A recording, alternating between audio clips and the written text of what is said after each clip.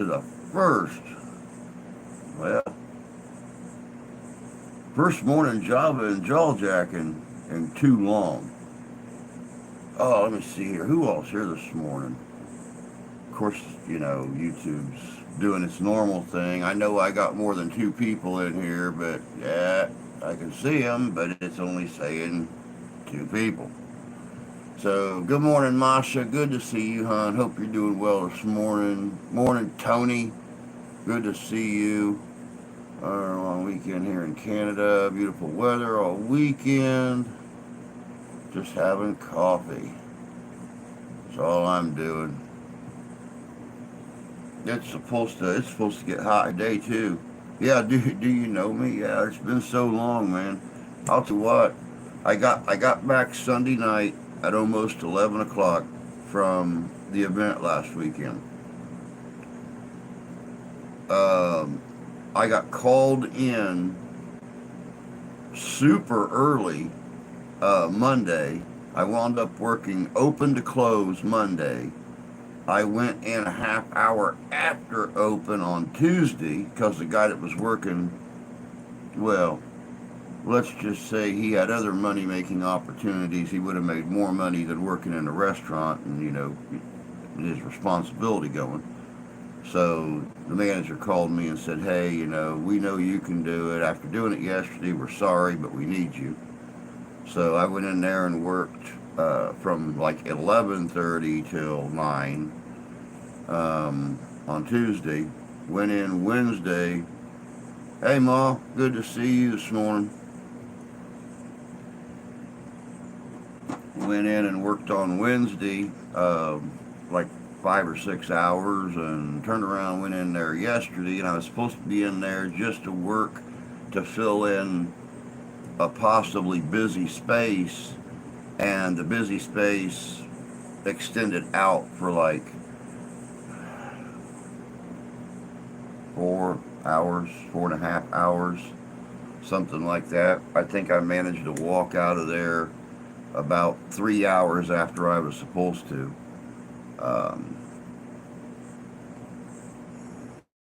It's just been busy. Yeah, but that's just it, Tony. Because of the pay scale and minimum wage here in the state of Michigan, all that money goes to the mortgage. So at least we're saving the house. So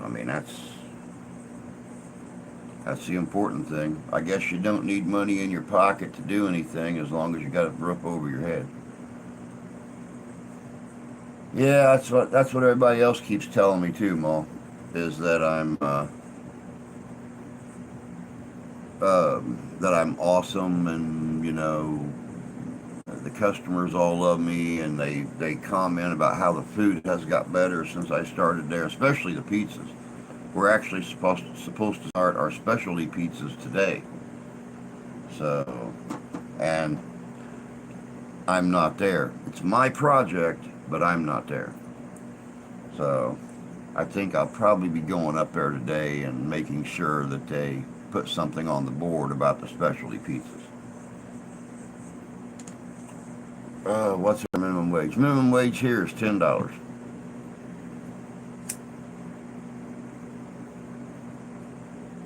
Far below the cost of living. So, you figure on a 40-hour week at $10 an hour, that's $400 a week. The average rent payment around here is anywhere between $550 and $700, and so there's half your paycheck gone. And then you figure in your utilities, there's going to be another, $300 or $400. So you're already eating into that second half. By the time you get a car insurance, you're talking another, with a car payment and car insurance, you're talking, another $400. So, yeah. Ours is you start at 17.50. See, that's real close to California minimum wage. I think California minimum wage is 18, $19 an hour, $20 an hour, something like that.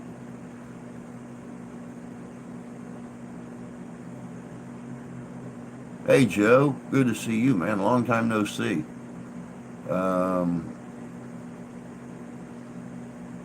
car payments $900 a month. Yeah, the wife's car payment's not that much, but she went through that Carvana. I think she pays $360 a month. Plus we're paying off the furnace and that almost $13,000. Now we need a brand new washer. I took the washer apart the other day to figure out why it wasn't spinning, and honest to God, for a 16-year-old, 17-year-old washer, it looks factory new up in the motor and everything else. But a brand new belt, no wears on that belt. I mean, the belt looks brand new. The belt's 17 years old. But everything has ran so smooth, and now we believe the pump is out. So that's why it's not spinning and pumping all the water out and stuff. And we talked to a couple of repairmen and a couple other people that do odd jobs and stuff, plumbing and repairs and stuff. And they said by the time you go out and buy a pump and have somebody replace it, you might as well just go out and buy a new washer. So we're having to run to the laundromat, and I don't know if you guys have been to the laundromat lately, but it's like $7 per load. So yeah, we every week we're pretty much making a washer payment. By the time we do, $20 for the laundry and stuff.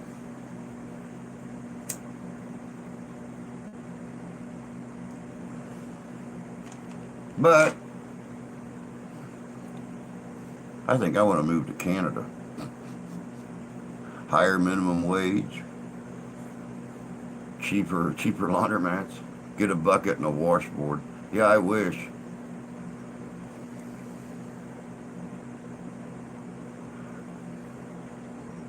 I'm sitting here rolling along, not even paying any attention. And that's for servers at restaurants. 17, what'd you say it was? 17. No, I don't work Sunday, Mom. Not now, at least. Yeah, $17.50 an hour. Our servers make about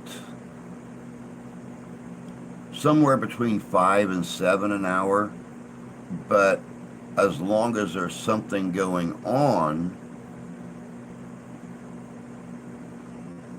then they can make $150 a night.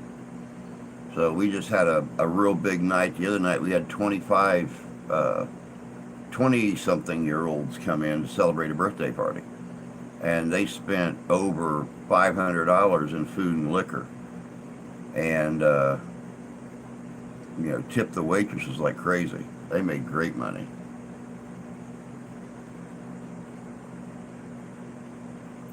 You're going to open mic on Sunday night? I don't know. I might be there. Then again, the way the schedule's been working, hell, I might have to work. Who knows? I pay $4 per load at the laundromat. These washers can hold 2 garbage bags. Shit. Not ours. Not ours. We couldn't even get a full basket in it. We had to run 3 of them the other day. So right about $20 to do 3 loads of laundry.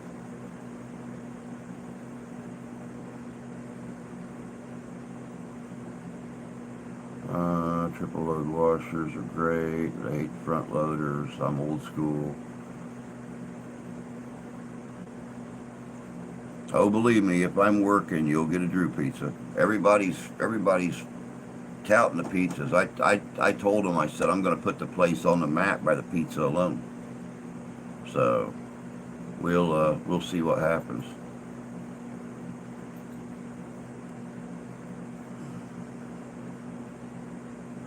We will see what happens.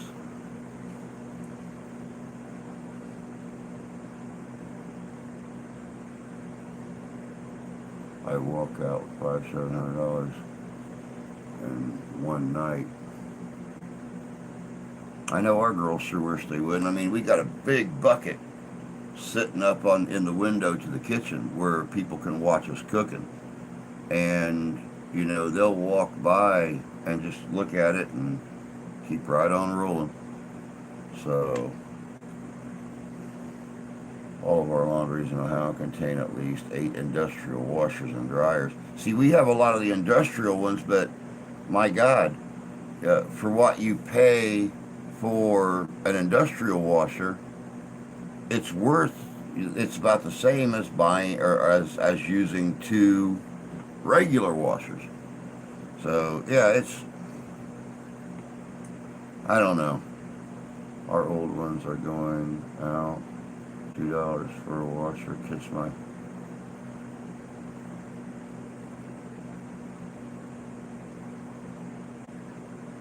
Christmas. They tip good.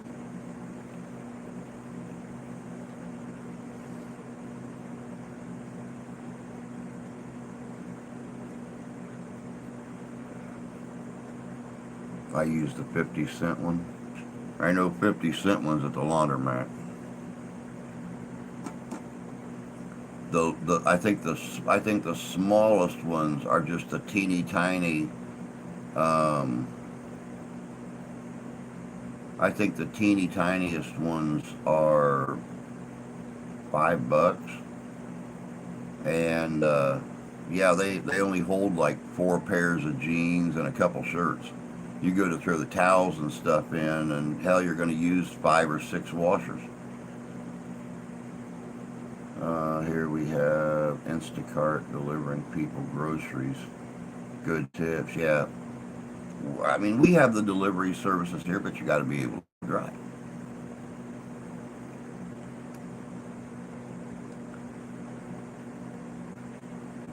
There's a little latte listening. Is a latte listening? Morning, little fuzzy sis. All right, Mom. You take care. Have a good day, and we'll talk to you later. Hey, Chris. By the way, sorry I forgot to say hi. I was rambling again. That's what happens when you're not on for over a week.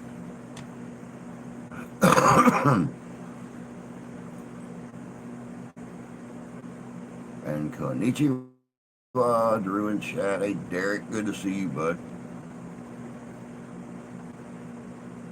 Yeah, sadly enough, they don't do.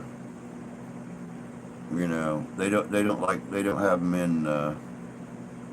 They don't have them in servers at our place, and we've only got the one bar in town that really does anything. So the other one, I'm not going down there and hanging out with a bunch of old people. Too small anyway. Hell, we seat twice as many people as they do, and got more food selection. Morning, Larper. Good to see you. You're in Georgia, huh? Sounds fun. Good morning, Bud Files. Hope you're doing well this morning.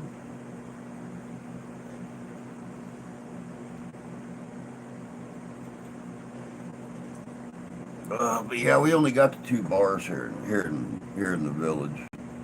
We got the Stone Lake Bar and Grill, and then we have another one just 2 doors down. But it kind of reminds you of a 1920s, early 30s gin joint.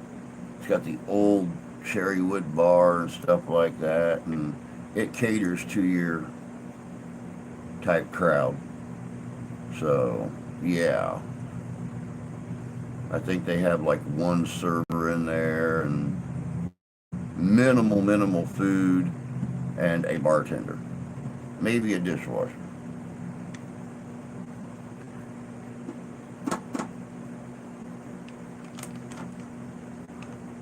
ton of Civil War stuff here, including Old Confederate Tunnel.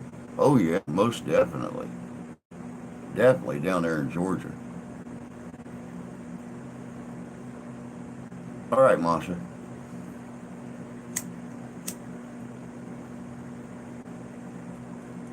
But yeah, when I found out I was off today, or well, supposed to be off, it's still early. So,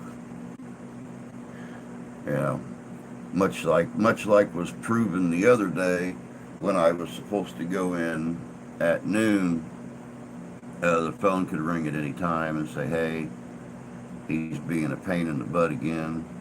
He's wanting to leave. He don't feel good. His JJ hurts, whatever the case may be, and we know we can count on you. You're 6 minutes away, walking slow. Can you come in?" So who knows? All I know is I've not had a hot meal all week unless I warmed it up in the microwave. I was looking forward to last night too. The wife made little fried chicken nuggets, and she went out and got some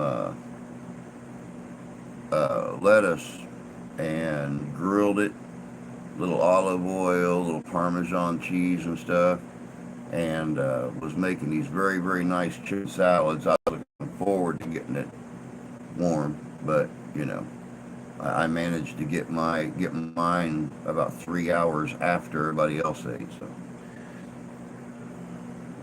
today I'm going to get my passport photos taken. Very cool.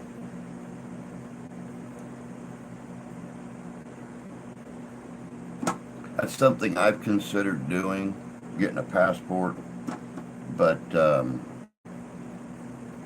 never had a reason to.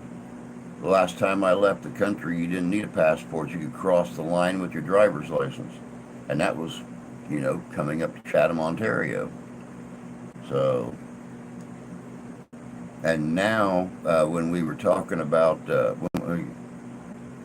good morning, G and Jamie. Good to see you guys.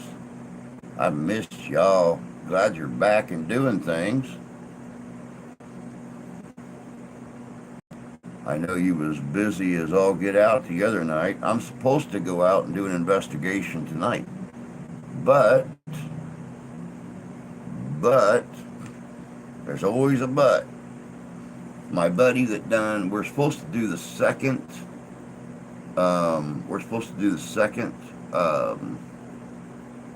part of the investigation of our log cabin museum, which is all the old bedrooms, the original 19th and 18th and 19th century beds, dressers, dolls, toys, all that kind of stuff.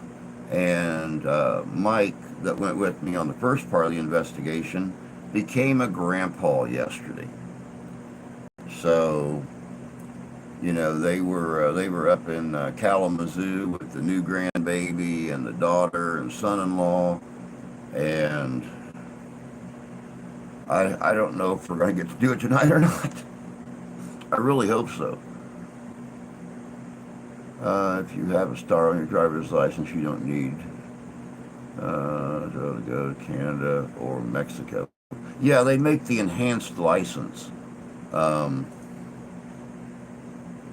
which is like $35,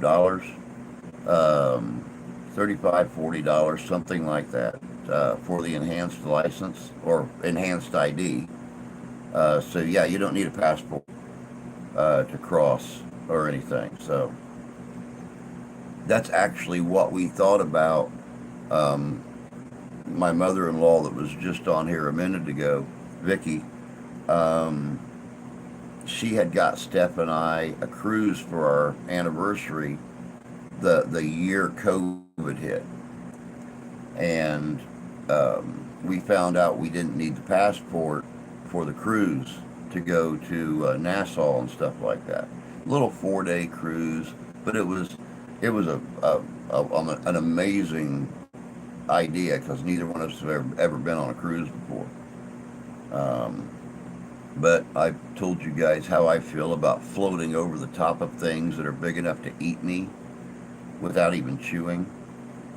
So, yeah, my luck, the ship would go off course into the Bermuda Triangle and nobody would hear from me for 50 years. So, yeah, no, no, I'm not a cruiser type. I'd much rather fly.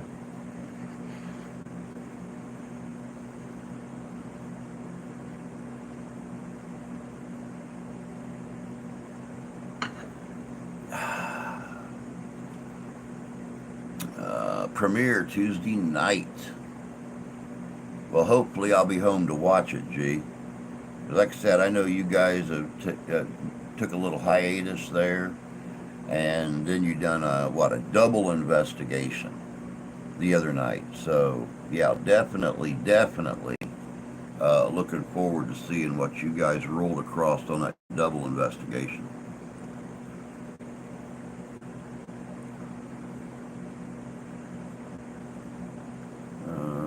Busy with work, going to the gym, and a keto.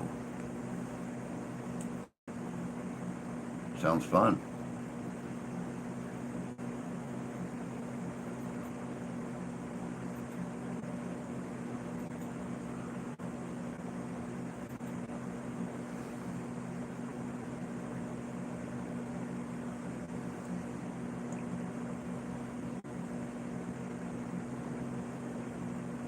Let's see here. But yeah, like I said, that's the only reason I've not been around, guys. Well, Friday morning, I had to get finished packing for the weekend. Uh, they actually showed up right about the time I would normally finish a stream. Um, Plus, I had to do all the running around to get my check and medicine and blah, blah, blah, before we left. And drive down to the site where the event was held at, get everything set up, help everybody else set up. Um, of course, you know everybody had tents. I had a lean-to. I don't have $500 to spend on a tent. One of them actually got smart. They went on Facebook Marketplace and found an old retired military tent, and I think they said they paid $300 for it. And this thing's like a 10 by 12 with a 9-foot peak and just a large olive drab green tent. So heavy canvas too.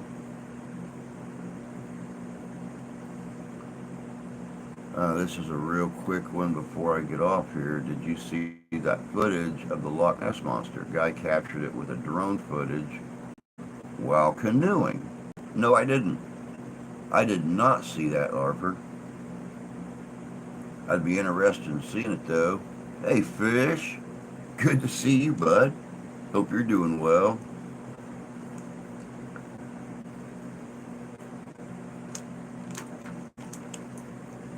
I'm gonna have to look for that after the stream because I always try to keep on top of uh, the Nessie sightings and stuff like that, just to see, you know,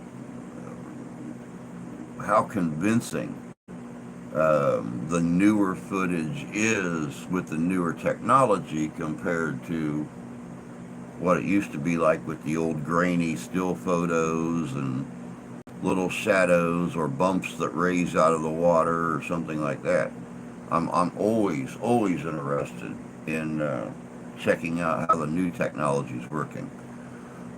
I've always loved martial arts back in the day. I was in karate and boxing. It feels great to be back in martial arts, especially Aikido, since Japanese. I've always loved Japanese culture. Most definitely.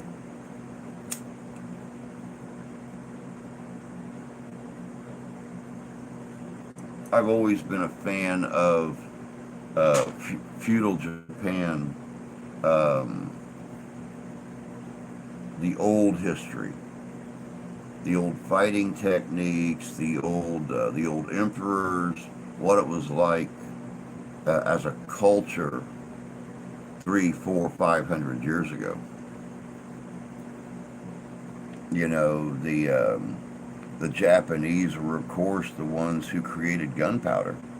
The old matchlock rifles that they used to use did not even have a trigger system on it. You know, they would hold these guns, and then, you know, they would take their wick and stick it in a fire, hold their gun up here like this, and reach up with their hand and touch off the explosion. Well, then they came up with the newer matchlock, the newer matchlock. You're still talking early 17th century, and it did not have a snap trigger. You know, you pull the trigger, and the hammer comes down holding the wick. This one here, you just pulled it, and as you pulled it, it was a solid piece of metal that ran through the gun.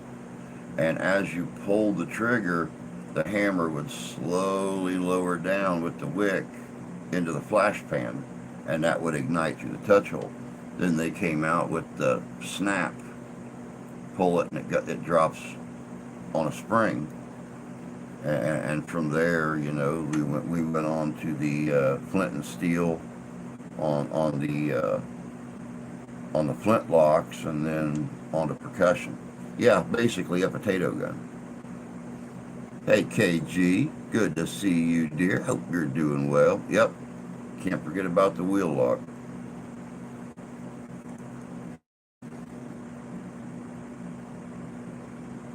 There's too much tech to alter pics, vids, to take anything at face value these days. There really is. The only video that I've seen recently coming out that is a little harder to manipulate is the Ring cameras. They, I don't know. I think it can still be manipulated, but it's a little harder to manipulate than some of the other footage. Here, let me grab this so I don't shut anything else down.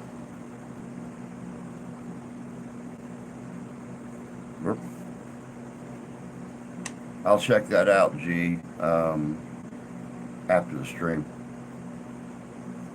One of my dreams is to go to Japan and visit the places where the ancient samurais fought. Since I'm a fan of feudal Japan, the samurais, I have a few katana swords. I know I would really love to start building my collection back up of my katanas and stuff. I used to have a few decent katanas, and my ex, I don't know if she still has them or she sold them, to be honest with you. I was told that she sold everything. So, and she was quick too. My God, I wasn't gone a week. And all of my swords, my broadswords, my bastard swords, my hands and a half, my my Scottish swords, my katanas, they were all gone. Oh, he was referring to sighting vids. Yeah.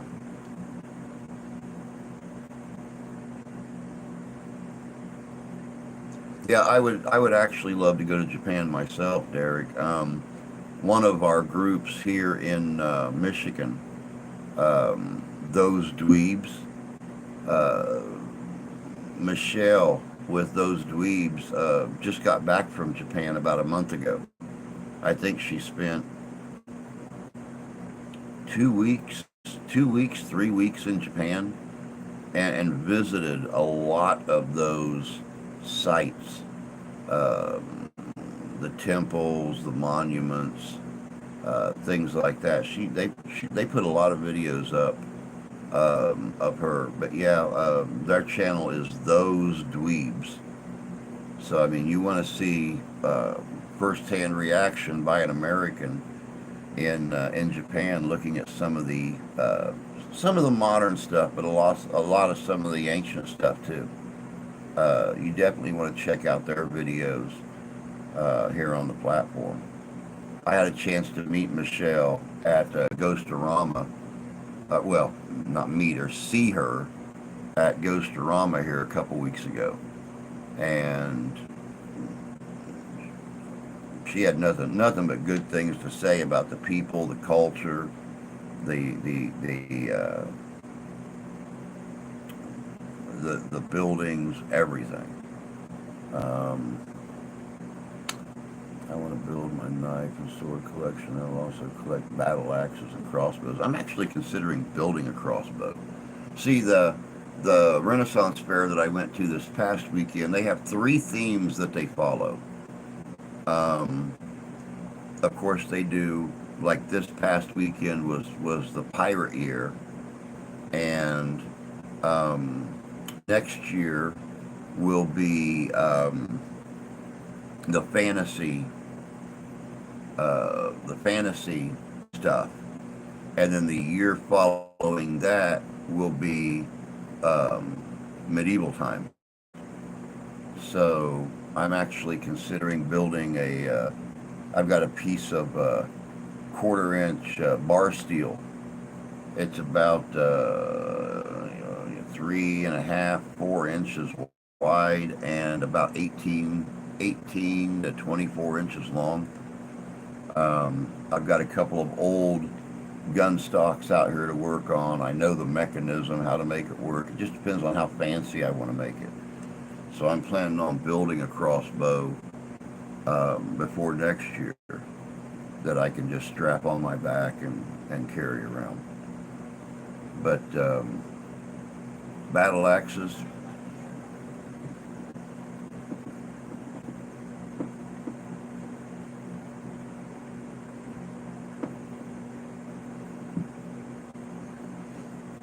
I can't get to it right now.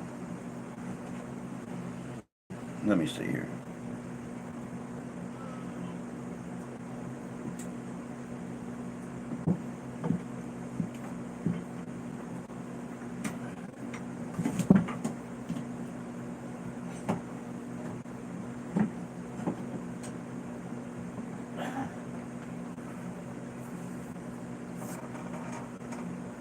We know battle axes.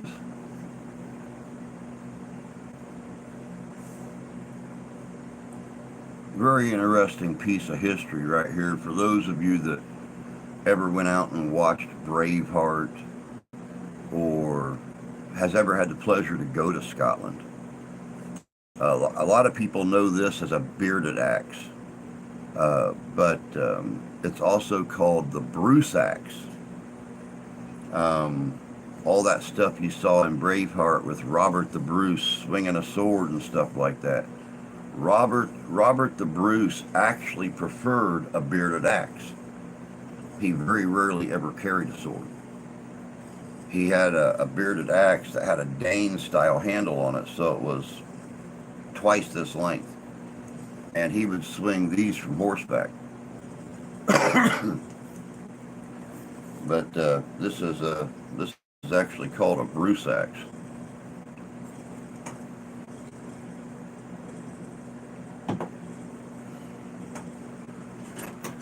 Hey, bye. Are you heading to work? Yes. Well, come here and give me a What kiss. time it is?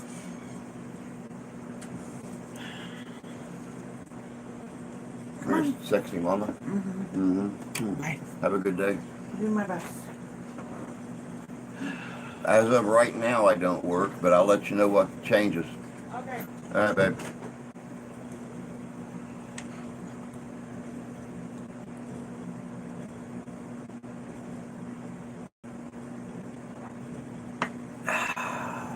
What's up, Kentucky?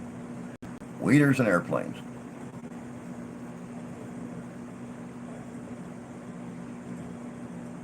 Or so they say.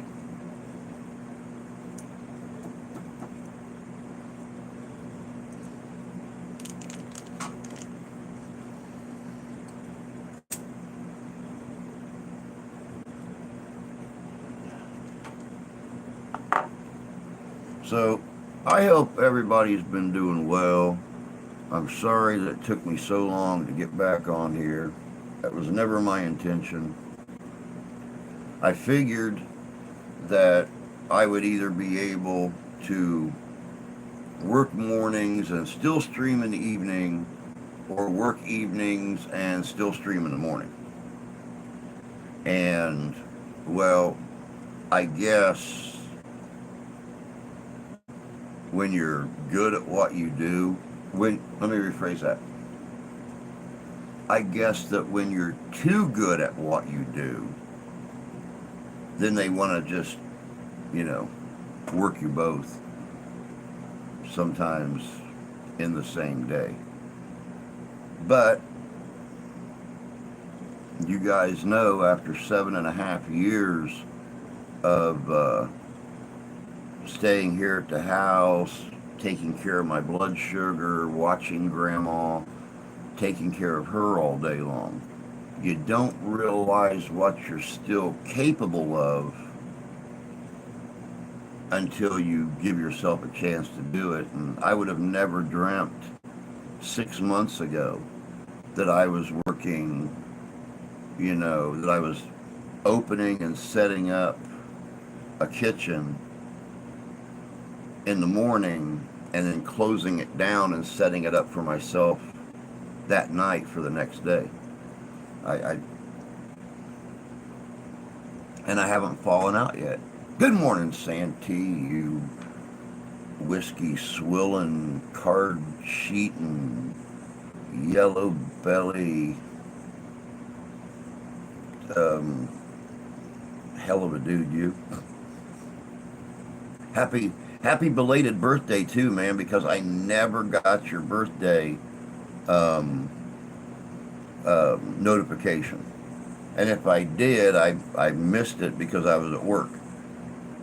I should have it memorized by now. I mean, as long as me and you have been friends, I should have it memorized by now. But somehow I managed to miss it. I saw your shorts. I saw your short last night when I got home. And it had, with your beads on your hat and stuff, No, I do not miss the ice cream stand. I don't miss it. I don't miss being chastised. I don't miss being talked to like I'm a lesser person, especially in front of the customers. His biggest thing is that he wants to save as much money as possible, and it doesn't matter how much he cheats the customer. Where I'm working at now, I've got free run on the recipes. We have a Taco Tuesday where we do taco baskets and nachos and stuff like that. And I use my own taco meat, my own flavoring.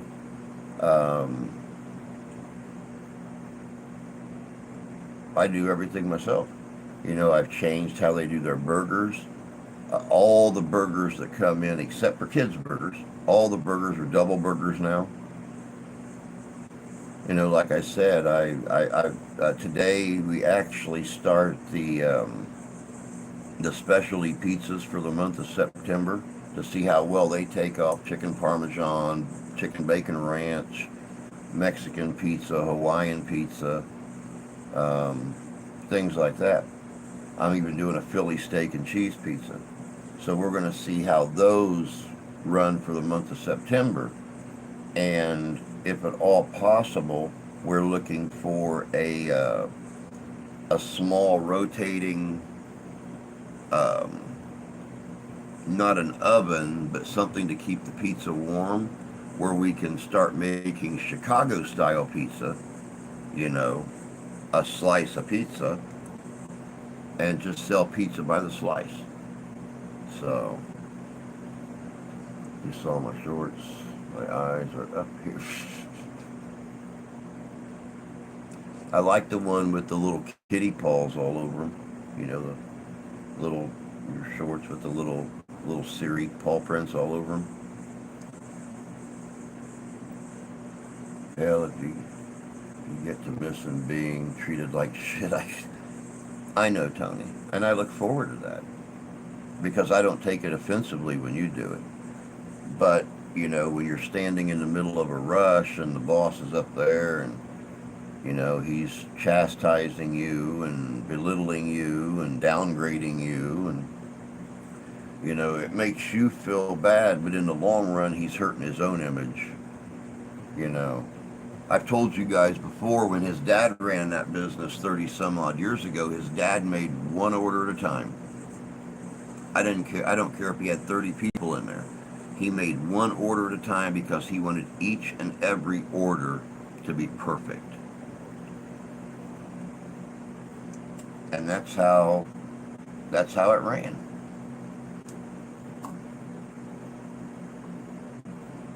It ran like that for 20 years until his father passed the business on to him. But his plans for the future, dumping $100,000 on an outside pizza tiki bar and a liquor license, and doubling the size of his deck, and then shutting down from December until the beginning of March. He's going to come to find out it's not going to work too well. But the cool thing is, for all those people that come in there between December and March to eat, guess where they're going to go? Right down to me. I've already had several of his customers follow me to the bar. Regulars that used to come in there daily don't go in there anymore. Life is too short to be treated like garbage by a boss. Yep, that's what I got married for. If I want to be treated like shit, I'll come home and do it.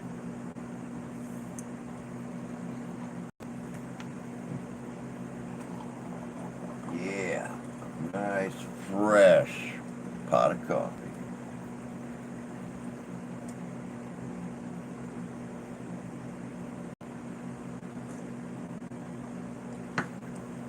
How's your job doing out there, Mr. Santee? You still dealing with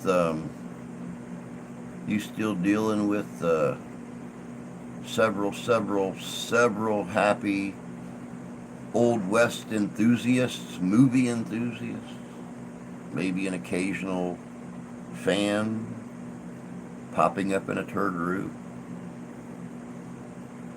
Unless there's a whip and a ball gag involved. Oh yeah,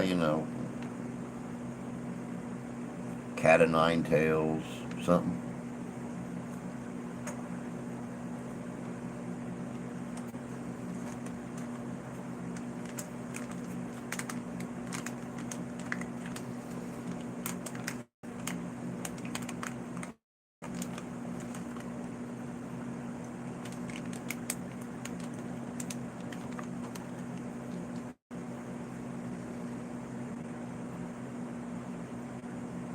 I like the folks who quote movie lines during the tours. They're loving it.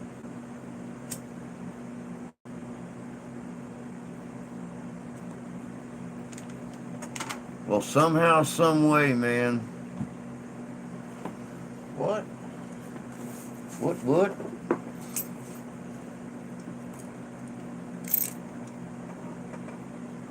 Did somebody say handcuffs?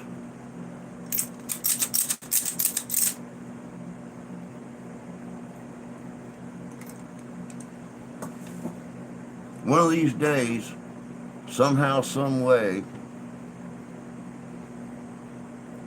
you're going to be doing one of your tours, and you're going to hear that old familiar voice coming from the back of the crowd somewhere. That old miner.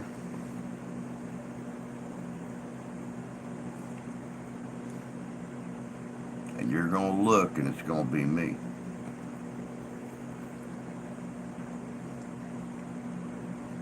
hopefully it'll be me and Mark and Tyler.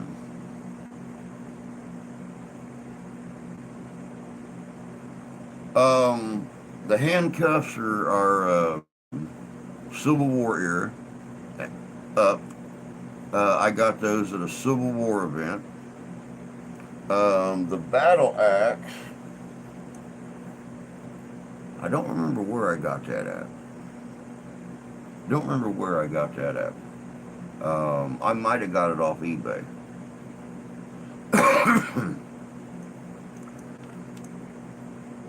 Maybe. I think. I don't know. You ever get in one of them situations where you have so much stuff you've gotten over the years that you forget where you found half of it?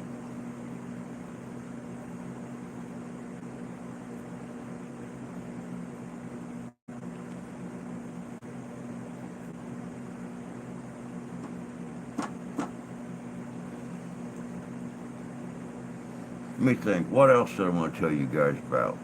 I've got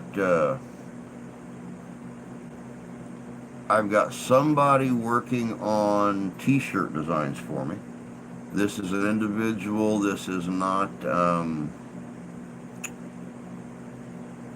business. It's an individual. I did find somebody with a Cricut, and they have figured out how to keep the iron-ons from coming off in a dryer and stuff.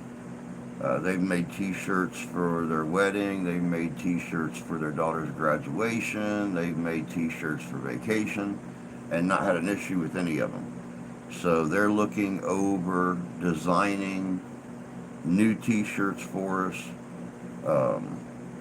When we get those done, we will definitely make them available to everybody.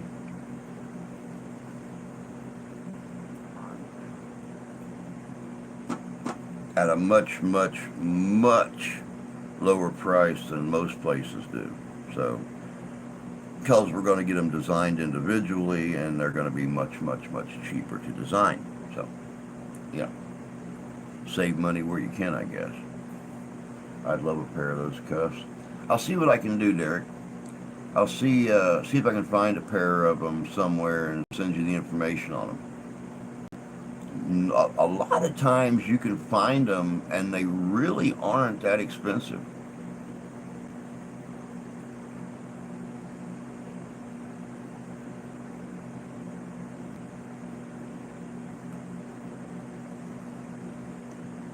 My pleasure, bud. Any way I can help.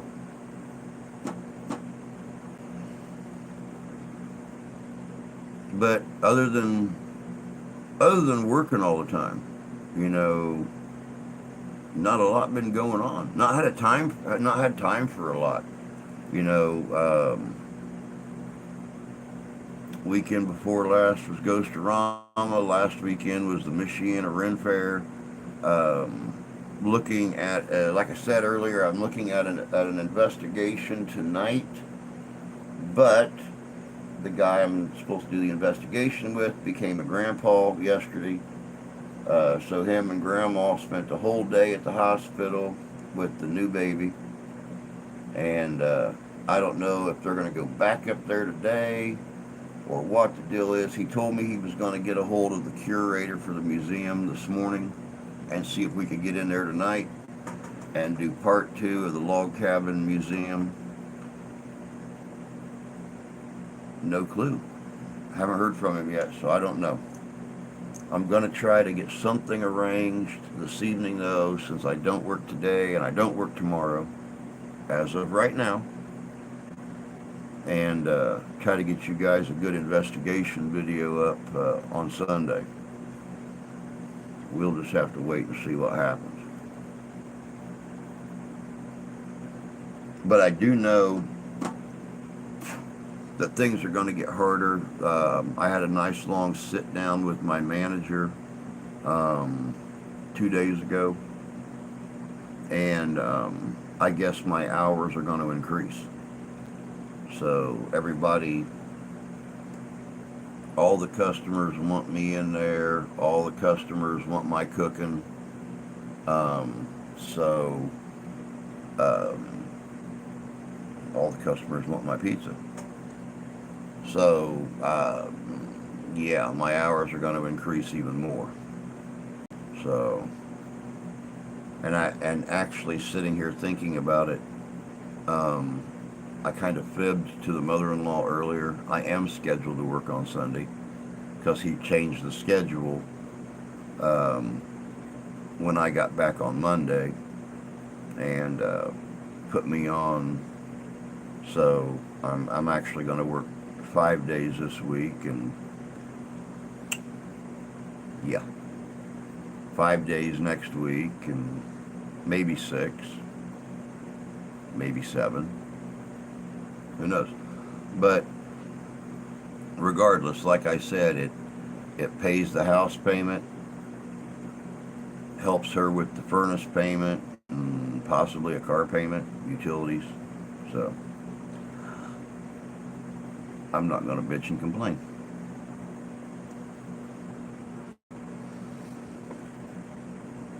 I do miss the tips though. That's the really sad thing. I miss the tips because the tips were pocket money. You know, if I had like $2 in my pocket yesterday, maybe $1 worth of change, and walked across the street to our local little resale shop, and I actually found a phone case that fit my phone. So, whoop-de-doo, cost me $0.25.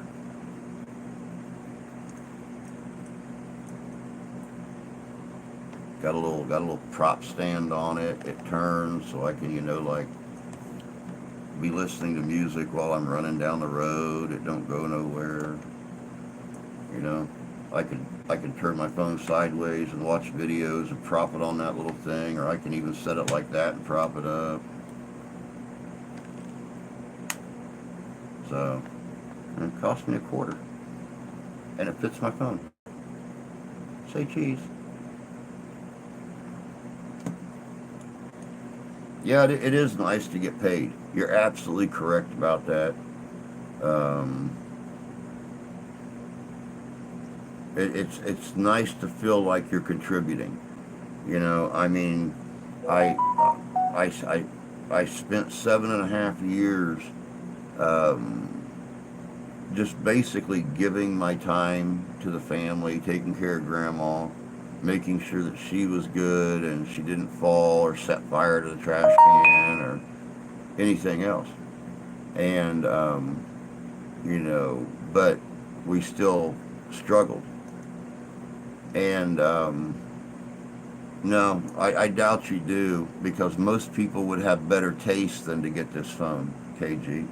This is actually, since I'm on Boost and I had to get a 5G phone quick and I didn't have any money, this is the cheapest phone that's probably made. This is a Galaxy A02. No storage capacity. As soon as you start to take videos and stuff on it, everything runs sluggish and slow. And when I took the videos, that's the phone I used when I took the videos this past weekend for the Ren Fair. And the very first 15-minute video I put on it, everything moved half speed. So it was, yep, I've learned that stop being lazy and carry all your equipment with you. Quit thinking you're going to do things a little easier on yourself just once. Stop trying to be easy on yourself and, carry a whole box of equipment with you. Tripods, and so I'm sure you guys noticed there was a couple clips in those videos where I'm doing this. It's because I'm standing here, holding the phone like this, and after about 10 minutes your arms start to get a little heavy, and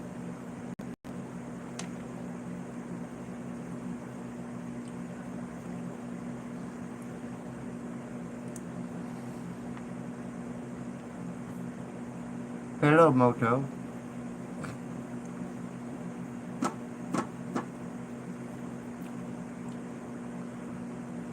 Not to mention, I think the worst thing about this phone is even when you have service on it,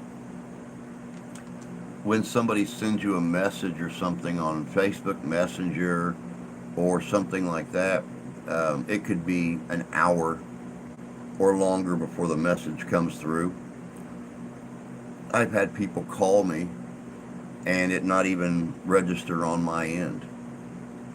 You know, I'll just all of a sudden I'll get a missed call notification. It's like, how'd I miss a call? The thing never rang, but that's what you get. You get what you pay for. I'm working on 2 videos for my channel. One will be out this month. The other will be out next summer. The one for next year will be in-depth history about my country. Interesting.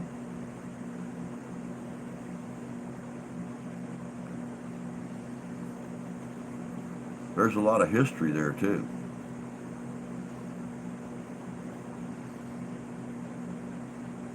There's a lot of history there. There's a place in Quebec that I would really like to check out. It's a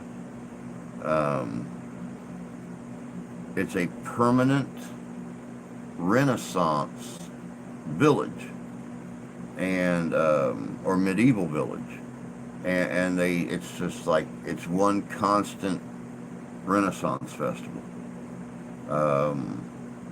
I've seen a few medieval enthusiasts and fans and stuff. Hey Bootsy, good to see you this morning. Hope you're doing well.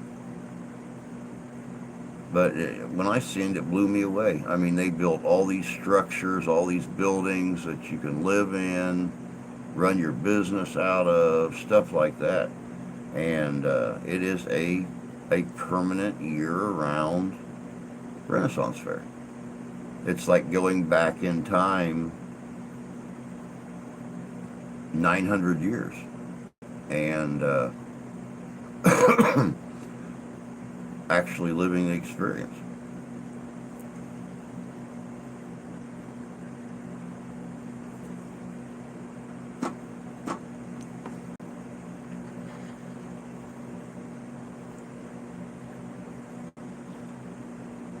Of course, coming up next month, I don't have anything that I know of this month, except for the wedding at the end of the month that I'm officiating. Next month we have the Mooresville Civil War event, and we have the Cass County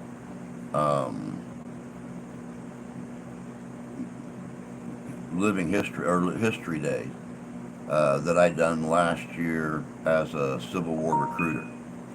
So that's all I've got coming up in October. So, yeah, not a lot. Trying to commit as much time, since I'm not able to fund selling weapons anymore, selling knives and things like that. I kind of have to pull away from the reenactments a little bit and, commit more to the job. The video I'm working on for this month will be how my country stepped when U.S. airspace was shut down during 9/11, how our airports took all American flights. Very cool. Be very, very careful, though. I can tell you that right now, Derek. When I done the video for 9/11, what was it? Last year before last. I actually got a it's not a copyright strike. It was an ethics violation because it was showing terrorist activity and death, showing the burning of the World Trade Center, the initial impact of the planes, things like that.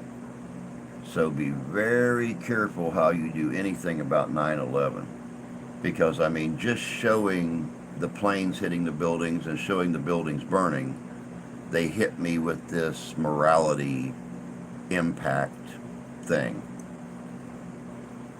So yeah, be very, very careful with that.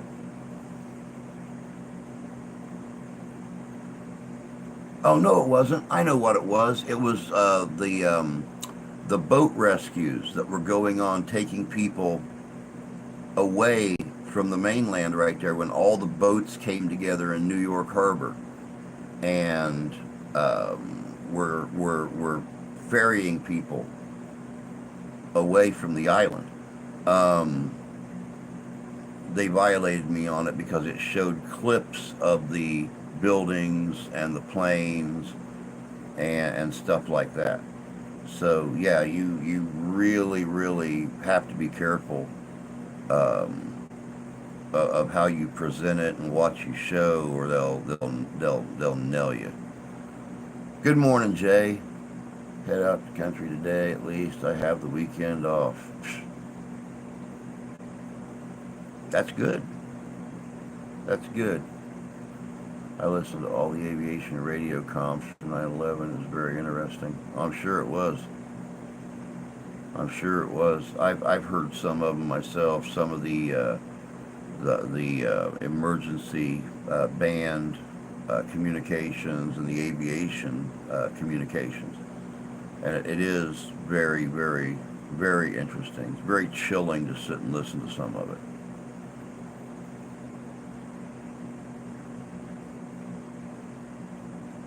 Yeah, well, Jay, at least you got the weekend off, bud.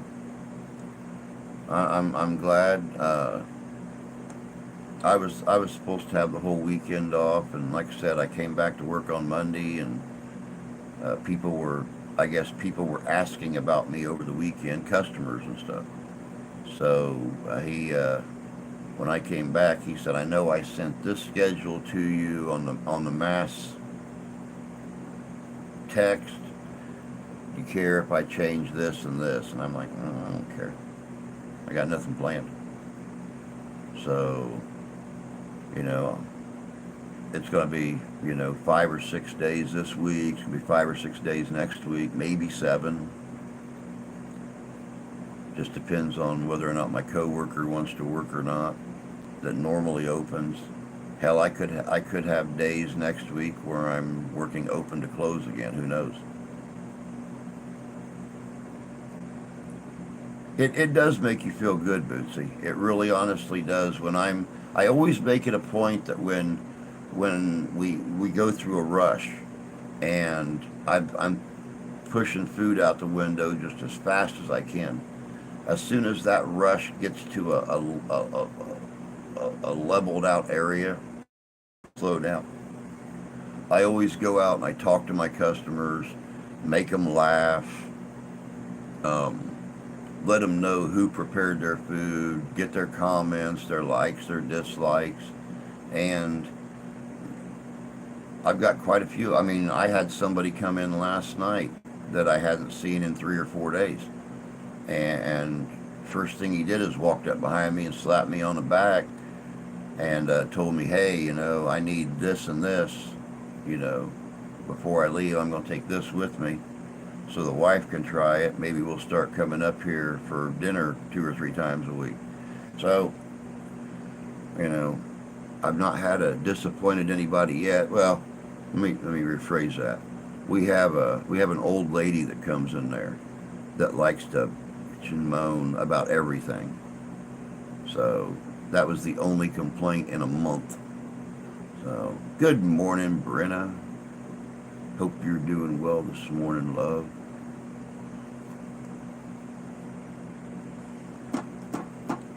Hoping you and Mr. Tyler can make it back up for for Mooresville. I know he had talked about possibly trying to come back up for Mooresville, since neither one of us have been able to go out to the memorial for Big Mike.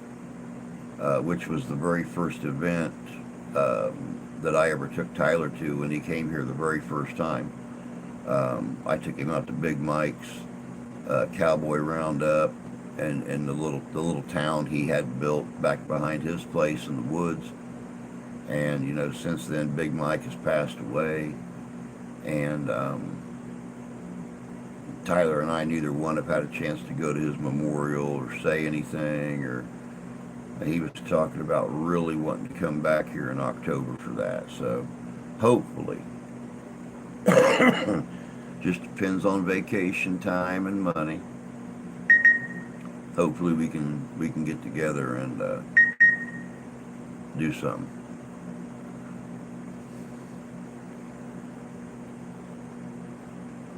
Oh, let me see here. But yeah, it does. It does. It makes you feel really, really good when you take a couple days off and the customers walk past the big window and they see who's cooking back there, and they're like, "Where's the dude in the bandana? Where's that pizza guy at?" His food always has more flavor and whatever. And it makes you feel really good that you made an impact in such a short time. Hoping to make that happen. I know it would mean the world to him. I have some vacation time left. That works. You guys are welcome. We need to get you a nice, pretty outfit, though. A nice, time-appropriate outfit to wear, though. I might be going to college to take up journalism, podcasting, creative writing. Better help me with my channel because I do not like the censorship. Also, I'm tired of doing Renos. I'd like to be able to travel more. That's ultimately my goal. You guys know that's been my goal for a while, is to be able to go to these different locations instead of, using the green screen so much and putting myself in these different locations. I would like to be able to go out to some of these locations and actually, I've got my press pass.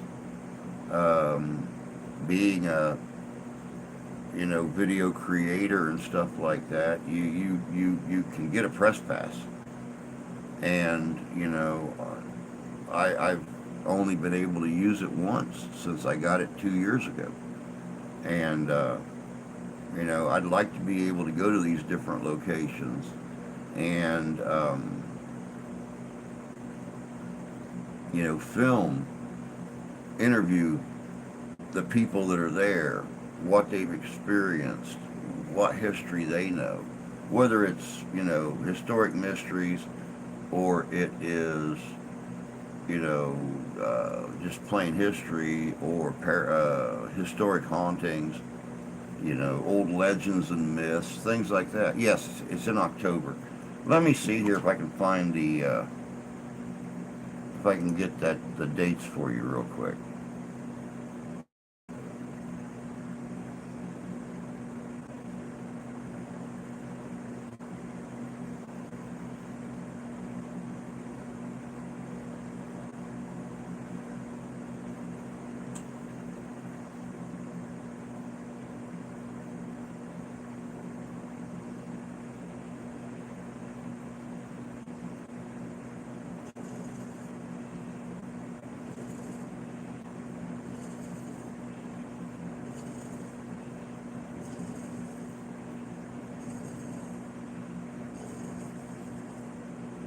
Huh.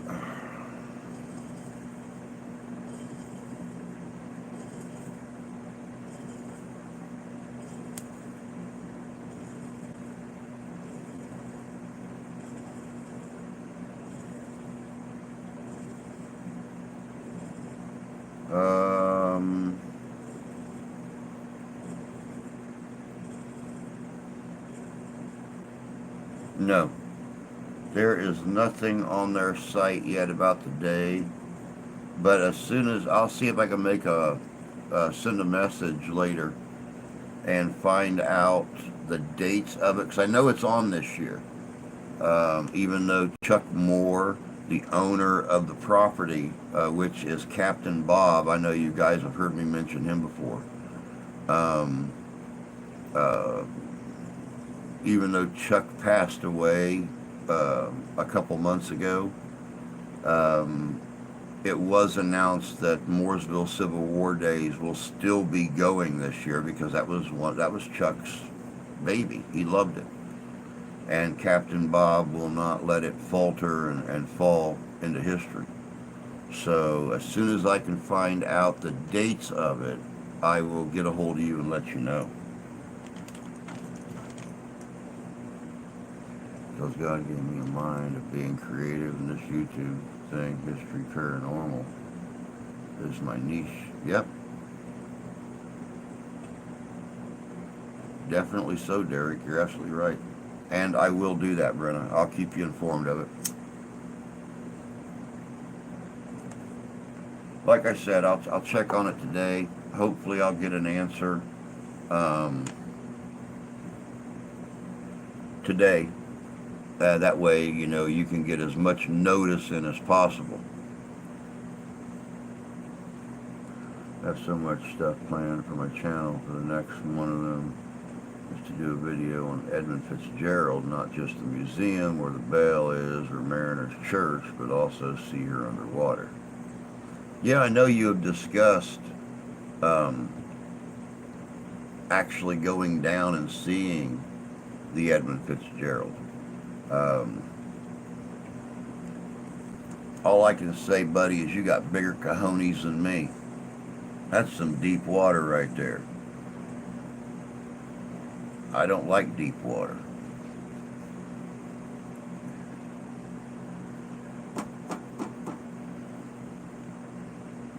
I don't like deep water. There's stuff down there that could eat me. Nope.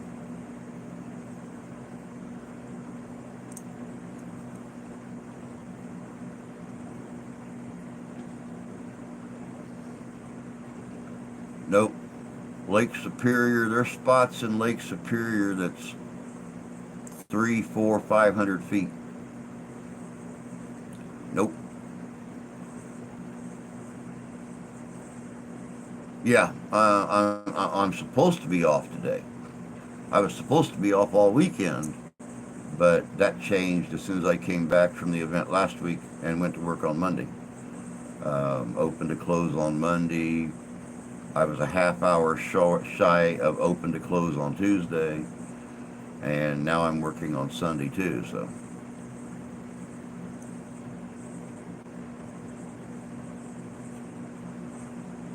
Oh yes, Labor Day weekend. Definitely so, bud. Definitely so.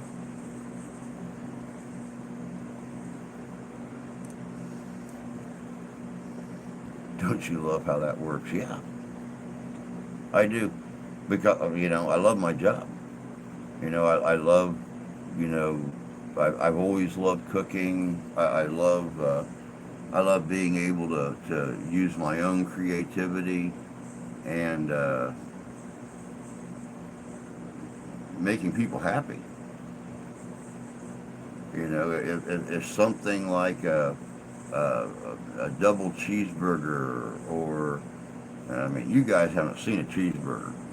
When I make a cheeseburger, I mean, yeah, you gotta smash the heck out of this thing to even get it in your mouth to take a bite.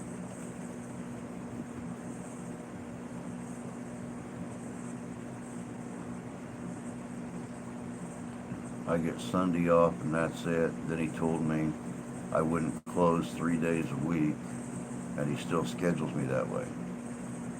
Yeah, go figure. Yeah, I heard temps were supposed to go back up this week.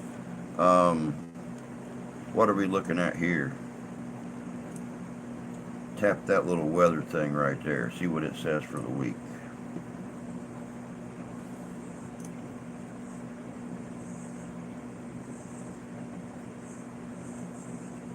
Oh yeah, we're actually going to have 1, 2, 3, 4 days next week, as of right now. 4 days next week in the 90s. We've only had like 4 days all summer long in the 90s here. So, yep, 83 today, 87 tomorrow, 90 Sunday, 93 Monday, 92 Tuesday, 91 Wednesday, and then back down to 81 on Thursday. So, yep, looks like fun. So that means with no air circulation in the kitchen, we're going to be right around the 111, 112 mark back in the kitchen.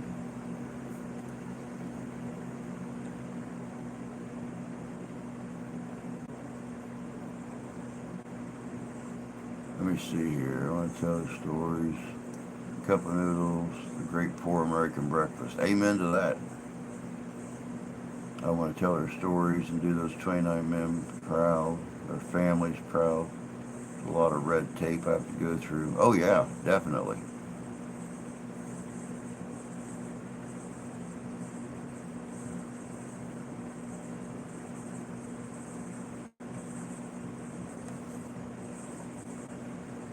Why, thank you, Brenna. I appreciate that. Yeah, I had a customer come in last night because they heard that my fish was really good, the best in town. I'm actually trying to talk the owners into an all-you-can-eat fish Friday. So we'll just have to wait and see how that goes over. But that's gonna make us the only restaurant slash bar in about a 25, 35 mile radius that does all you can eat fish. So you would think it would behoove them to definitely offer all you can eat fish. You'll be getting upper 90s. Go figure. Go from hot to snow. Yeah, we're actually trying to figure out how to cool the place down. Quite honestly, if I had the money, I'd just go out and buy a couple box fans and put one in the doorway, going from the dining area to the kitchen, and then put another one in the hallway, going from the storeroom into the kitchen, and cause like a wind circulation in the kitchen, just to cool things off a little bit. Because you figure, for the easiest way to figure it, and I've actually used a temperature gun to test this theory, but with the double pizza oven and the 6-foot grill and the 3 fryers, on average, it is 20 degrees warmer in the kitchen than whatever it is outside. So, and the exhaust fan works above the grills and the fryer, but it don't pull out a lot of the heat. So it pulls out a lot of the smell and stuff, but it don't pull out a lot of the heat. Now, our fan has a summer and winter setting, but yeah, I can't imagine ever using a winter setting, because the winter cuts down on the suction, which means it's going to put more heat in there. But I'm going to be perfectly happy if that temperature thing continues into the wintertime and it averages 20 degrees warmer in the kitchen than it is outside. I will enjoy working in 50-degree temperatures compared to 100+ degree temperatures that we work in during the summertime. Probably won't get exhausted or dehydrated near as fast when it's only, 50 or 60 degrees in that kitchen. But like I said, with a 500-degree double oven and 380-degree grill and 380-degree fryers, I doubt it's going to get down in the 60s in there.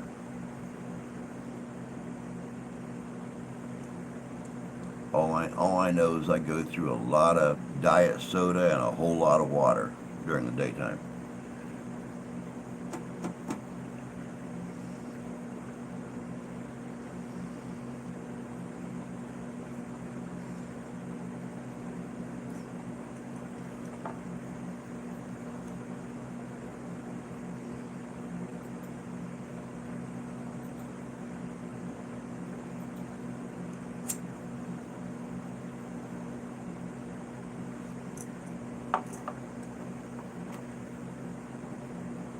But, you know, in a sense, I kind of understand their way of thinking.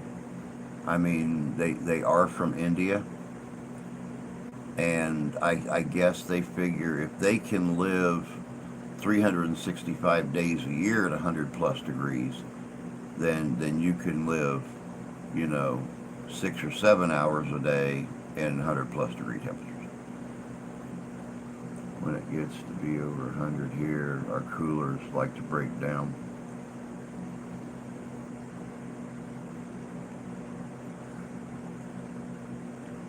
Wow. Thank God our coolers haven't broke down. Now, we do have one guy, and I just want to hit him with a rock. I really honestly do. Um, when they get really busy, because you know how when you open a freezer, like an upright, like a stand-up freezer, when you close it, it forms a suction until the temperature regulates again, and then you can pull it back open. When he gets in a rush, he don't close the door. He pushes it about yay far before the door closes, then leaves it open while he's running back and forth getting things in and out of it. And I got in there last night, and everything was partially thawed out, or starting to thaw out, and it's like, man, I really honestly want to put him in the freezer and close the door and lock it so he can learn the difference between partially thawed out and completely frozen. The missus works in a laundry room, gets 135 Fahrenheit plus when it's hot. They're being forced to put in AC by the state.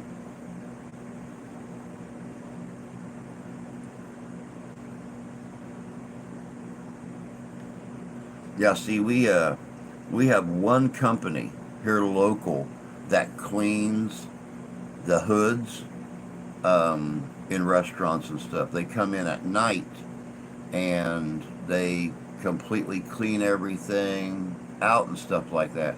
They are so backed up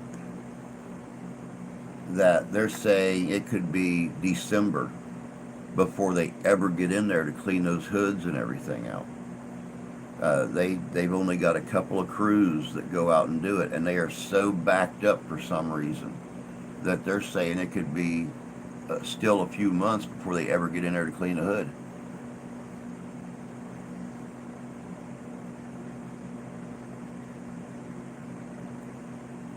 I wouldn't blame you for that. Shut the door, you can't get out, no handle on the inside. Yeah, they're supposed to have a safety release, which is how that lady died here a couple months ago at Wendy's. I think it was Wendy's. She was closing the place down and got closed in the walk-in, and the inside safety release was broken, and everybody that was working in the front thought she had left, and they locked up, shut out the lights and locked up, and went and the crew showed up the next morning because she was the opening manager the next day, and she never showed up, so they wound up calling the person that owned the restaurant, and they came and opened the doors and found her frozen to death in the walk-in. So now, needless to say, there's a lawsuit on that one. Shoot, clean bottom off ice maker, got slime buildup. Yeah, we just had the ice maker guy come in the other day and was playing with our ice maker.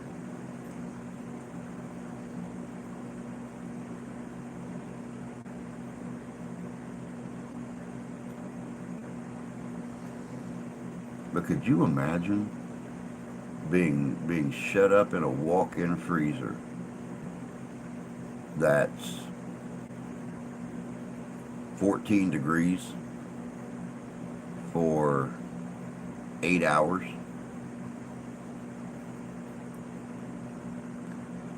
That's a terrible way to go. Terrible way to go.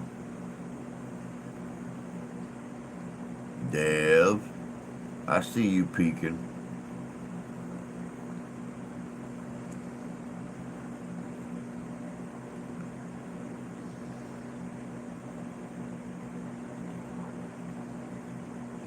Leave it to Dev be peeking around the corner.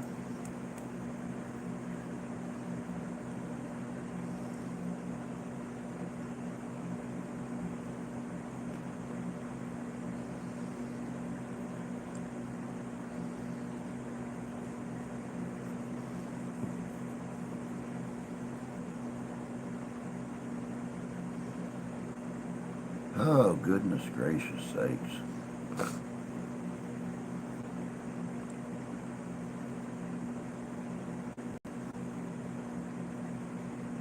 So, what do y'all got planned for Labor Day weekend?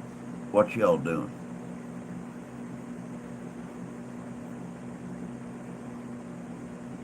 I used to work in a walk-in freezer for 1 hour a day.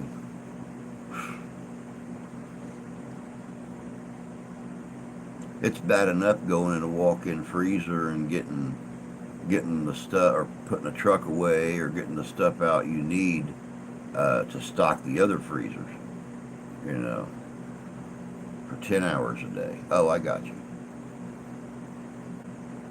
I have to take the mutts to the vet tomorrow morning, otherwise no plans.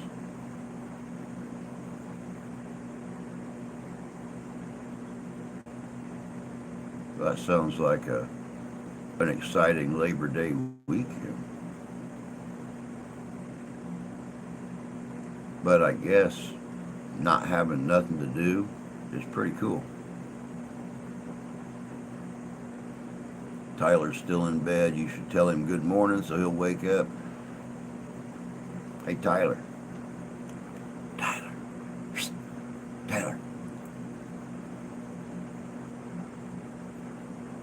Wiggle, wiggle, wiggle, wiggle, wiggle, wiggle, wiggle, wiggle, wiggle, wiggle, wiggle, wiggle.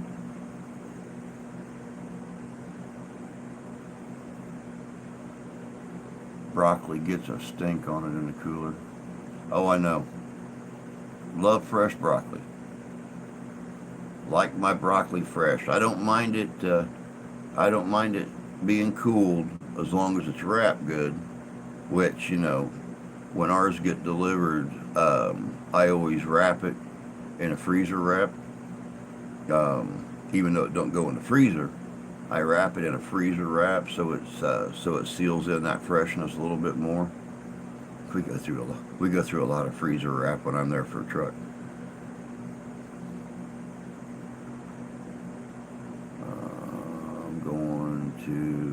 I'm going up to Crivets with my bestie and his wife. Cool. Sounds like fun. I got shit to do, just no plans. Yeah, if I don't get called into work today, I think I'm going to go out and weed eat the yard. Because since our mower went down, we've got a friend that brings his rider over here and mows for us once a week, week and a half. But he just does the riding part, and I need to get out there and trim everything up. So that's my plan for today. As long as I don't get called into work.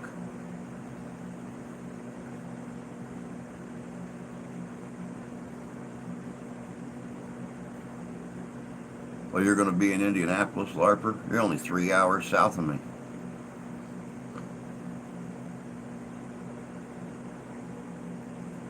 Yeah, the guy that mows for us, he went to school with the wife, and they've been like really good friends for 20 years, 25 years. And when he realized that our grass hadn't been cut on a regular basis, he stopped by with his mower, and he's like, hey, what's wrong? And we told him, that it just wouldn't stay running anymore. We had checked the filter, and now they're wanting, at a minimum of $50 just to tear into the carburetor and check it out. And, based on what it could be even more expensive to get it up and running. And he asked us if we were going to get it fixed anytime soon, and she told him, everything he makes goes into paying the mortgage and stuff. So, $50 might as well be $500 right now. So he said, well, until you guys get it fixed, I'll just come by ever so often and mow it for you so you don't got to worry about it. Because our town likes to, if it gets yay high, they like to violate you. And if it don't get mowed within a couple of days, then they send you a fine. So, or they come out and mow it themselves and then charge you. So, it's kind of like living in an HOA. Just no HOA president knocking at your door trying to threaten you and stuff. He woke up. You scared him. Well, at least it was my finger and not my tongue. Our town's big event is this weekend, so I'll be telling the Mutts to shut the hell up 10,000 times. Wow, that sounds fun.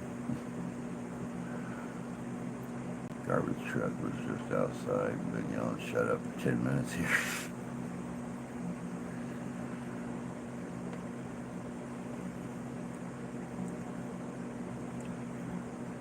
That's why I like having cats. Garbage truck pulls up, they all run to the door and watch it.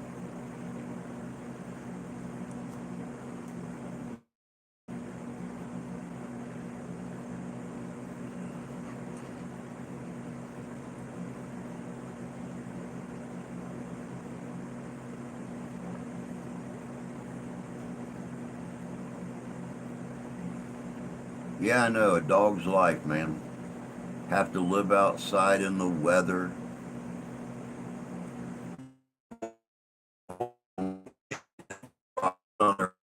Chase.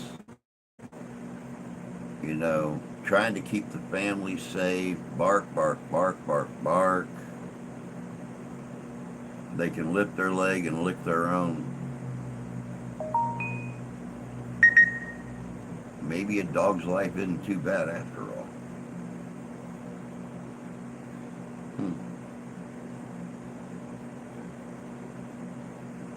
Can't wait to hang out. Man, I've been waiting.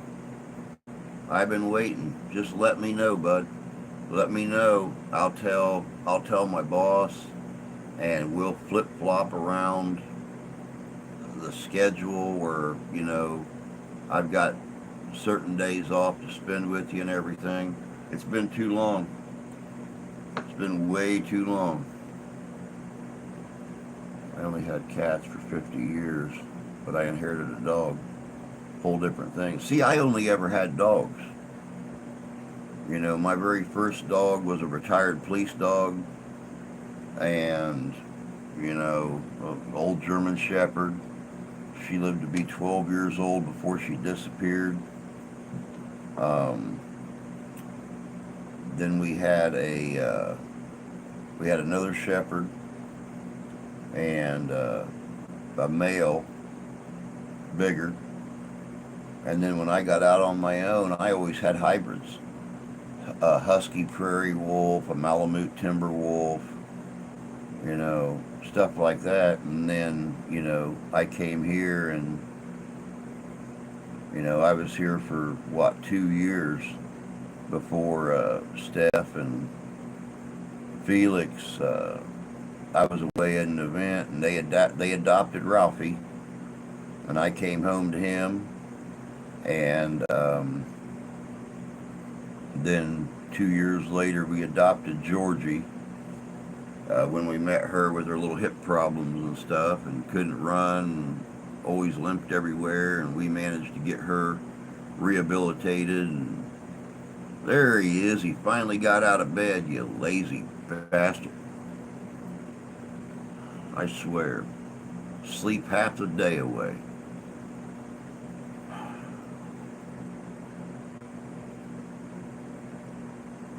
I just don't get it.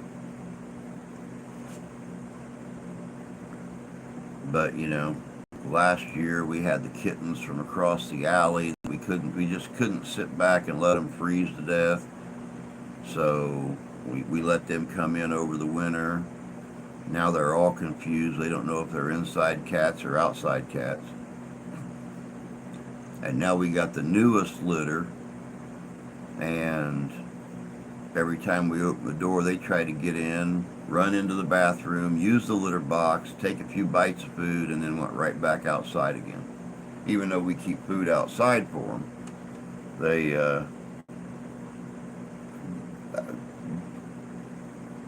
they're inside cats and just don't realize they're inside cats because that's the first thing they do. It's funny. They live outside where they can do their business everywhere, but as soon as they get in the house, they run straight for the litter box. Use the litter box, go over, grab some food out of Ralph and George's bowls, get their little bit of loving from adopted dad Ralphie, and then want to go back outside.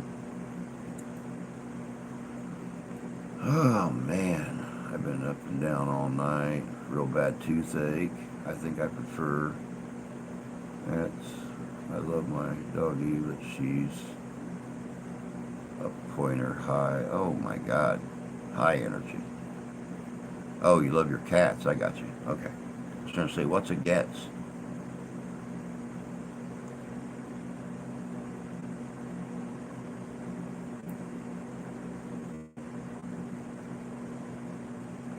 Well, if I don't get word on the investigation tonight, part 2 of the log cabin museum, my fallback plan is a video about a young man that fought in the Civil War. He was a drummer boy. He was a promoted, decorated soldier when the Civil War began, and he started his military career. He was 9 years old. So we're gonna check into that. That's all based on whether or not we get to go out and do part 2 of the log cabin museum investigation. Like I said, my buddy Mike became a grandpa yesterday, so they spent the whole day at the hospital with the new baby and the daughter and the son-in-law, and he didn't get the phone call made to make arrangements for the museum tonight. So we'll see if he wakes up this morning and remembers to do that. Who knows? By the look of the smile on his face and the picture of him holding the new grandbaby, I think little teeny tiny babies might be the only thing on his mind right now. So we'll see. He's usually pretty reliable, so we'll see what happens.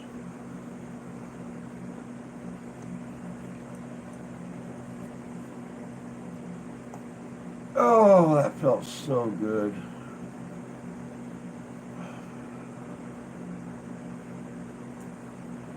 Let's try it this way. Oh, there was another one. Yay me.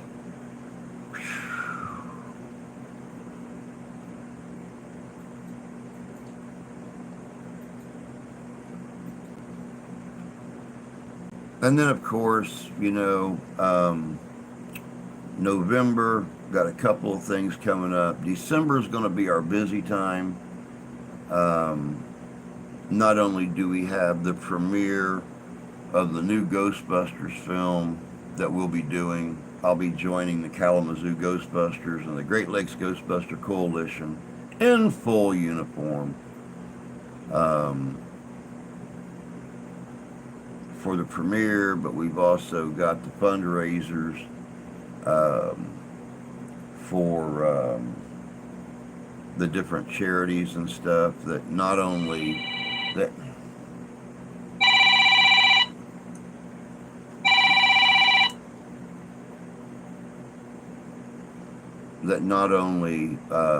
do they cater to, but also the adopt a family program and stuff coming up that we take care of or try to take care of every year. So, you know, the next few months are going to be, I got the poles and stakes for the tent, so hopefully I have everything ready for the 16th. Hope so. Question is, if you got them all cut and measured right and everything else. That's the question. A baker tent is pretty handy to have around, except when you don't get your poles cut right and it looks like you're sitting on uneven ground because one pole is 6 inches longer than the other one. Or the whole tent's lifted 6 inches up off the ground. That kind of sucks too.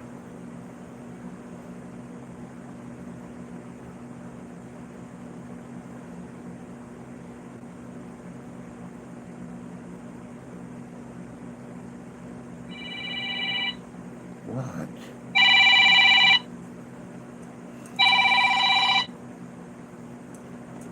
Hello? Hello?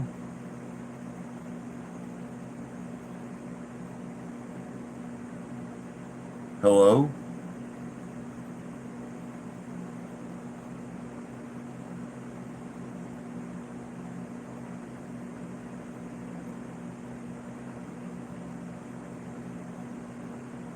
Hello?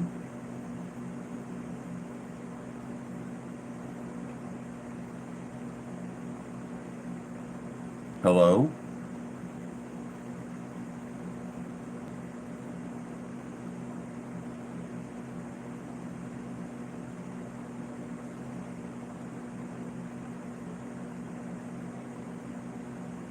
Hello?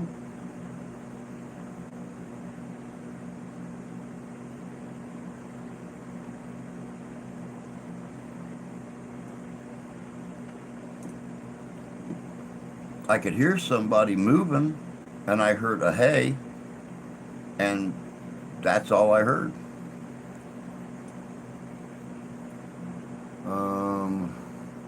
I used to use 2 bakers set up like a wall tent with a breezeway. I like that style too. I like that style a lot, but yeah, haven't been able to do that kind of thing in a while. As you hear, is your refrigerator running on the other end? All I heard was somebody shuffling and a hay, and that's all I heard. Got them cut just the right. Cool. Good.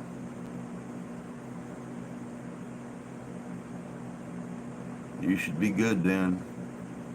I've got to get with Captain Bob today and find out the dates of Mooresville. And I'm supposed to let Brenna know what the dates are for Mooresville. So we will definitely, we're definitely working on that one. Hopefully, since she still has some vacation time, we'll be able to get you guys up here for Mooresville. Good morning, Ian.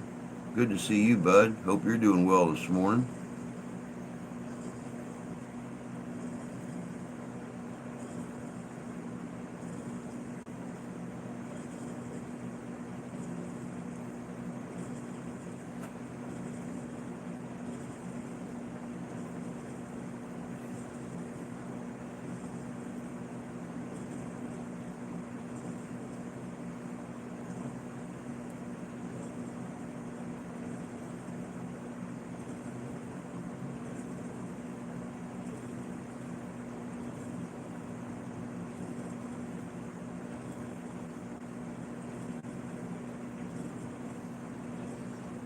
this Sept. It's only a one-night event. Definitely let them know. We can be there from Mooresville. Oh, I will. I will. And yeah, you're right. I hate going out and setting up for a one night thing. Um, I have to buy a new phone holder for my tripod.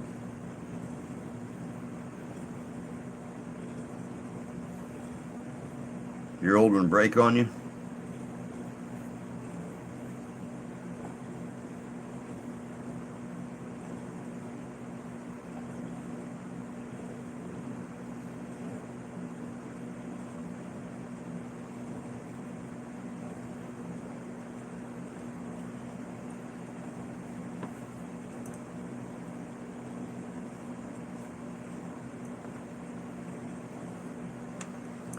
Still nursing that burn on my arm from the pizza oven.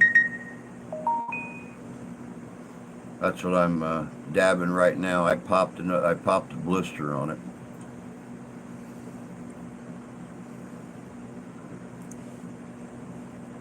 Very uncomfortable, you know, having a blister on your arm and, well, hey, look, it's bleeding.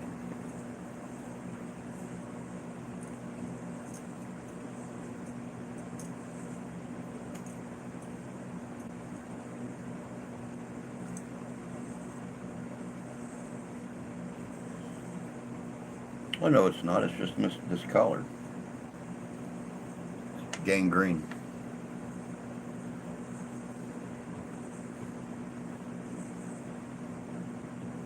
But yeah, I don't like doing one-day events. But you know, when I go out to an event, I always set up a proper encampment. So you know, I'm taking all my bedding. I'm taking chairs, tables, lanterns, tentage, everything, so people can see what life was like at that time period. And when you spend 2 or 3 hours setting up your camp to make it look proper, and you know, you only get to use it for a few hours or just one single night, it's not even worth setting everything up. I'd much rather go and do a walk-in with a bedroll on a pack and do it that way.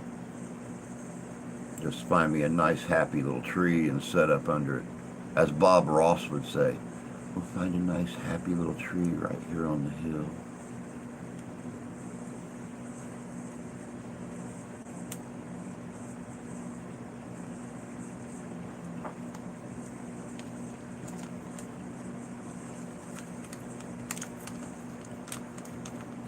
Well, they're reasonably cheap, Ian. You should be able to find one at Walmart. That's where I found most of mine. And the ones that I didn't get off Walmart, I ordered off Amazon, and they just cost $4 or $5. So they're not very pricey. The one that I use here, it's actually a compression set, so you can adjust the initial opening with a little screw on top, and then when it comes time to slip your phone in and out, you don't have to slide it in and out. You can actually grab the bottom, and it's on a spring. And what I always do is I just pull the spring down, snap my phone in, and bring the spring back up against the bottom of it. And it holds it really well. I mean, I've had it on my tripod multiple times, and never lost a phone. Hell, I've even bumped my tripod into stuff, and never lost my my phone out of it. So you should be good if you can find something like that.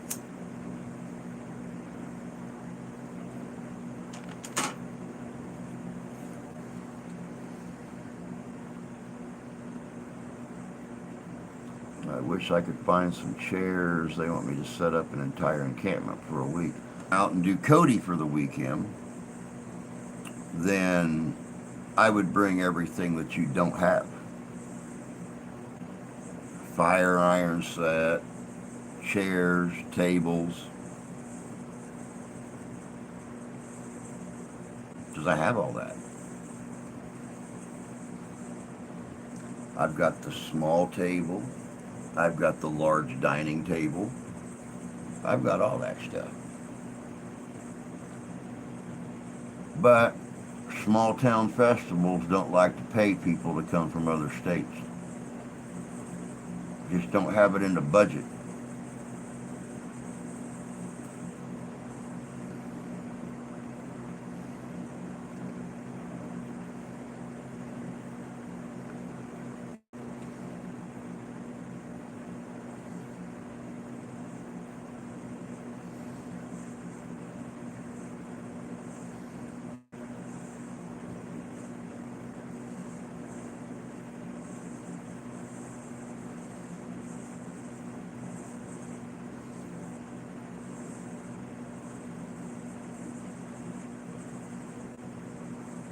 And if I would have known when you were here that you needed chairs, I've got a couple extras.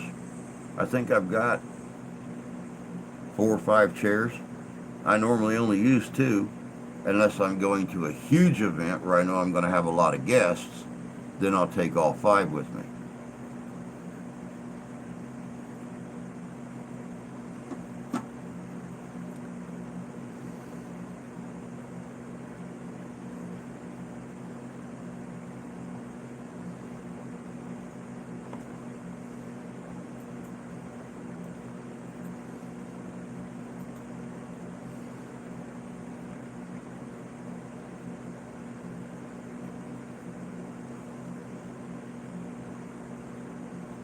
Where can you find goof chairs?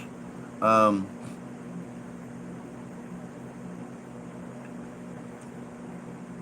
assuming that means good chairs. A lot of your reenacting supply stores, businesses, carry either the drunk man's chairs, which is the 2x6, and then the seat comes down like this, goes in. It's got the long piece that goes through, and your back is a solid 2x6 or 2x8, and it's got a notch cut in it for that tail to go through. They call them drunk man's chairs because, well, drunk men can very seldom ever sit in them without falling over. They're also called slab chairs. The other ones are the chairs where the seat and the back come apart, and the back just goes up and slides into the back of it, and you can pick the whole thing up like a suitcase and carry it. I've got a couple of those out there. The rest of mine are just old wooden folding chairs. So collapse backs and folders. So I don't know if they didn't have any. Wow. I would get a hold of Fall Creek Sutlery and see if he has any. He normally does have some chairs, but normally you just have to go to a reenactment and buy them right at a reenactment from somebody.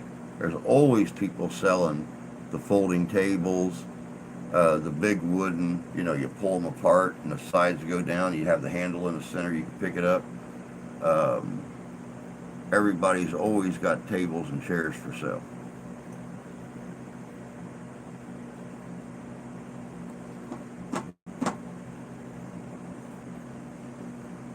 But that's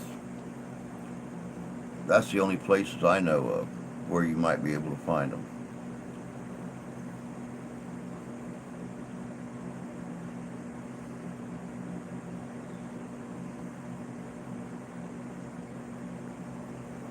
My God, got 2 minutes left. Go figure. Seems like it went by even faster today than it normally does.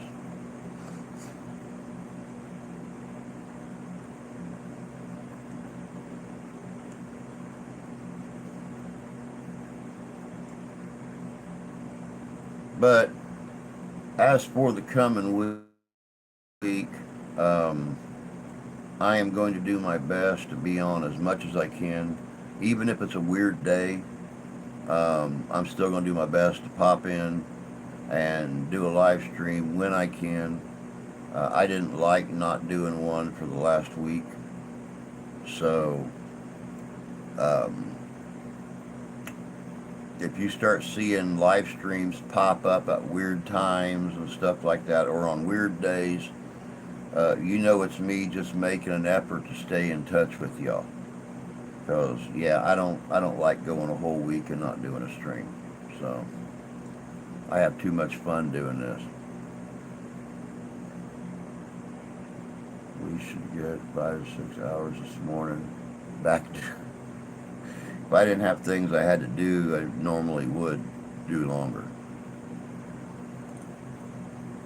Besides that, it's been so unexciting here for the last week. I don't have 5 or 6 hours worth of stuff to talk about.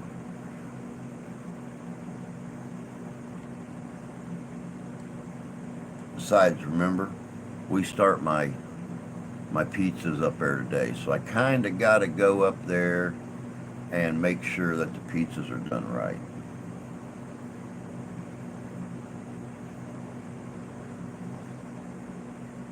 So see, I will get hours today. Go figure, on my day off.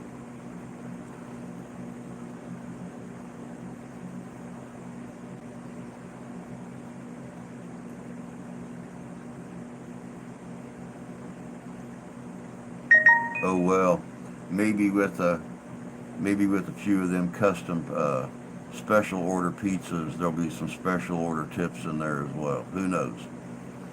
But that's it, guys. We're done. It's 10 o'clock here. It's time for me to get rolling. You guys all have an amazing Labor Day week. A pizza supervisor, exactly. But you guys all have an amazing Labor Day weekend. Make sure and go out, have some fun. And I'll do my best to be here Monday. Like I said, keep your eyes open on Sunday for a video. Hopefully, we'll get up to that investigation tonight, and there'll be a great second part to the log cabin investigation up on Sunday. So, but that's it for today, guys. Until next time, take care of yourselves. Take care of each other. God bless you. God love you. We do. We'll catch you later. Y'all have a good weekend.